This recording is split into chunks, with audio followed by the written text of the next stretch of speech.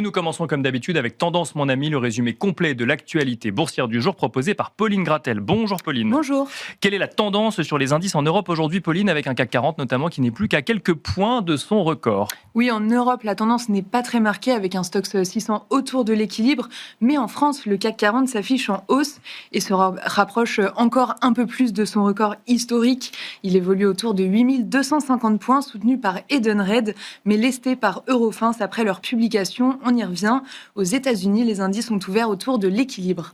Voilà, le CAC 40 qui à l'heure actuelle est à 8249,50 points exactement. On note également que d'après Kevin Hassett, le shutdown devrait se terminer cette semaine aux États-Unis. Quid des rendements obligataires, Pauline? Le rendement américain à 10 ans se détend encore aujourd'hui autour de 3,95%. En Europe, le spread franco-allemand est stable, légèrement inférieur à 80 points de base. Sur le marché des changes, l'euro-dollar se traite autour de 1,1620. Enfin, l'or a inscrit un nouveau record à près de 4400 $ l'once. Voilà, des records sur l'or qui n'en finissent plus. Un mot de la situation au Japon également. Pauline, Sanae Takaichi est devenue Première ministre. Oui, c'est la première femme Première ministre au Japon. Elle a été élue par la Chambre basse du Parlement grâce à la coalition nouée hier. On en avait parlé. Le Nikkei a inscrit un nouveau record en clôture et le rendement japonais à 10 ans est stable autour de 1,65%. Nous sommes en pleine saison des résultats, Pauline.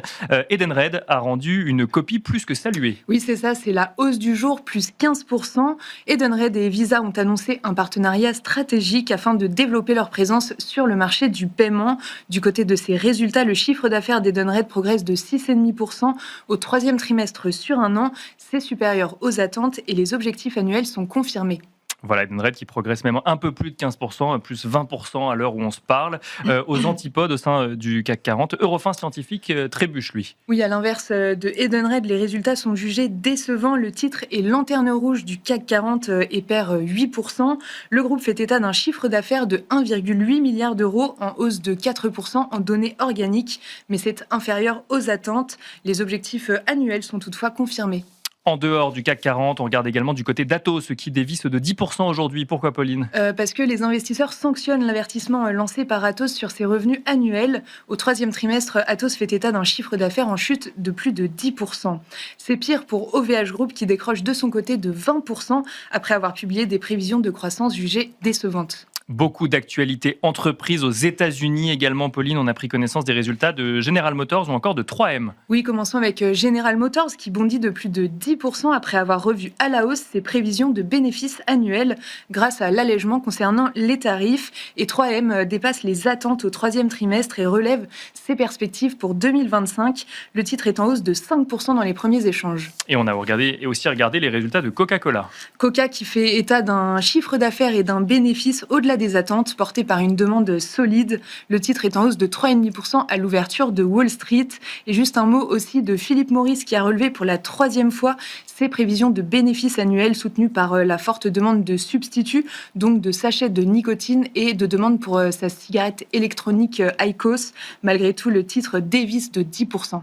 Et enfin, au Danemark, Novo Nordisk fait la une. Oui, Novo Nordisk a annoncé que son président et 6 membres du conseil d'administration allaient démissionner lors de l'Assemblée générale extraordinaire du 14 novembre. Le titre cède 2%, ce qui porte son repli depuis le début de l'année à plus de 40%.